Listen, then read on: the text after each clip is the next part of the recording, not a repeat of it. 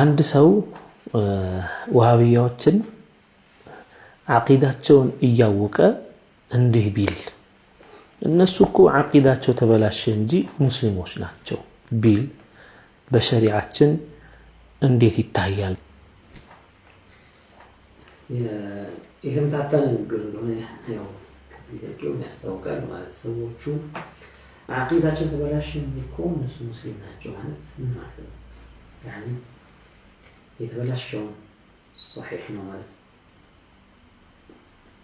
ይልቁን ዛሬ ነው እንደና ባባ የተበላሸው የተበላሸው ትክክል ነው እንደማለት ነው። አቂዳው ከተበላሸ ምን ቀረው?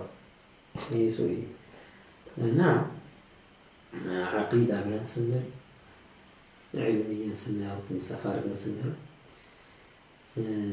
هي توحيد لا تنزيه لا ዋናው መሰረታዊ ጉዳይ ላይ እሱ ከተፈለገበት ዋናው ነገር ያጣሰው ከስሯል ይሱይ እሱን አጥቶ ሙስሊም የሆነበት ነገር አይደለም።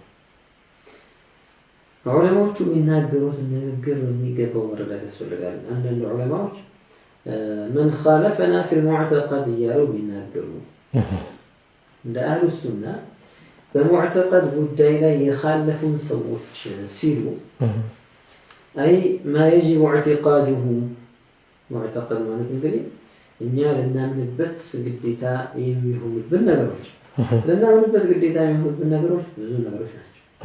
ከዋህዳንየቱላህ ጋር የሚያያዝ ነገር አለ الكلام عن ذاته وصفاته تعالى كنبي ጋር የሚያያዝ አለ እንዲሁም ደግሞ ተቀርጾ ወንድሞቻቸው ጋር عليه الصلاه والسلام ከዚያ ደግሞ ተጨማሪ ነገሮች ሆነው አቃኢዲ ናቸው ጉዳዮቹ መተመነባቸው ናቸው መተገብራቸው ሳይሆን መተመነባቸው ኸሊፋነት ሐቅ ነው ብለን እናምናለን።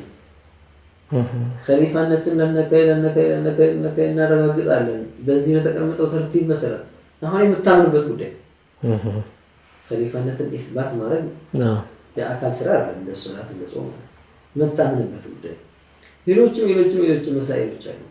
ያን እነዚህ መሳኢሎች አቀዲ የሆኑ ጉዳዮች በዚህ ጉዳይ ላይ የኻለፉ ሰዎች አሉ ሲሉ مع ذلك الناس كفراتهم ሲሉ አንዳንድ መሳኢሎች ይሄንን ጉዳይ ሰምተው ወይ አንብበው መጽሐፍ ላይ ስለዚህ በአቂዳ ጉዳይ የኻለፈን በጥቅል አናከፍረው ማለት ነው የሚል መንገድ ጋር የሚሄደው ይሄስ ተውሂድ የናደውን ሰውዬ እኔ ነጅዋለሁ እያለ አንተ ያናድኩም ትላለህ በአይነ ያየኸው ነው ያ አላህ ተውሂድ ዋናው የዲን الاسلام መሰረቱ በጣም በሚያሳዝን መልኩ ሙጀሲሞች አላሁ ተዓላ አካል አድርገው የሚያስቡ ሰዎች ስማቸው የተጠቀሱት ሰዎች የሙሐመድ ኢብኑ አብዱላህ ተከታዮች አላህን በአካልነት እንደሚስሉት እያወቀ ልባቸው እስከብተናል አናይም ግን ይከራከራል። እንዴት አካል አይደለም ትላላችሁ እያሉ ይከራከራሉ። ያ ኢላሂ ማዕናው ምንድነው? كيف تنفي كونه جسما ሚልህን ሰውዬ አዑዙ ቢላህ እንዴት አላህ ጅስም መሆኑን እንዴት ትክዳለህ? ወይ ደግሞ ጅስም አይደለም ለምን ትላለህ? የሚልህን ሰውዬ ሙጀሲም እንደሆነ አትጠራጠሩት። ያ አላህ ግስማፍ ኢቅራር ያደረገ ነው።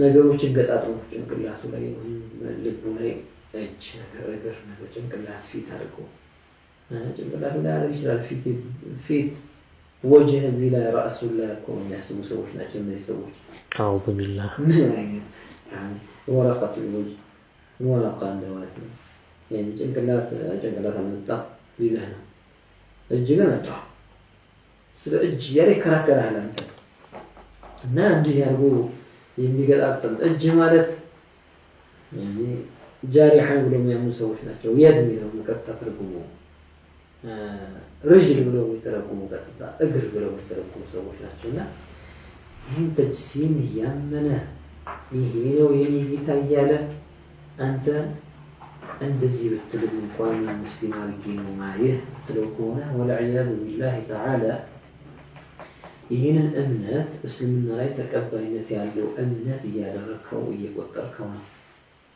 እንዲህ አይነቱ የተበላሸ እምነት አላህን አካል አድርጎ ማሰብንና መሳልን እስልምና ላይ ተቀባይነት ያለው ማያስከፍል ሰው ቢያምንበትም ይህንን ጉዳይ ኢስላሙ ይሄ እምነት ራሱ ኢስላም ተደርጎ የሚቆጠርበት ነገር ነው ያልከ ነው። هل يكون هذا إسلاما؟ ያው እነዚህ ሰዎች መጠየቃቸው ጥያቄ በዚህ ጉዳይ ወለም ዘለም ይሉትና አንዳንድ أقوال عبارات العلماء በደንብ ሳይወጡት وقيل كذا እነዚህ የሚባሉ ነገሮችን እየተቃቀሙ የሚመጡ ሰዎችን ምን ነገራቸው ነበር?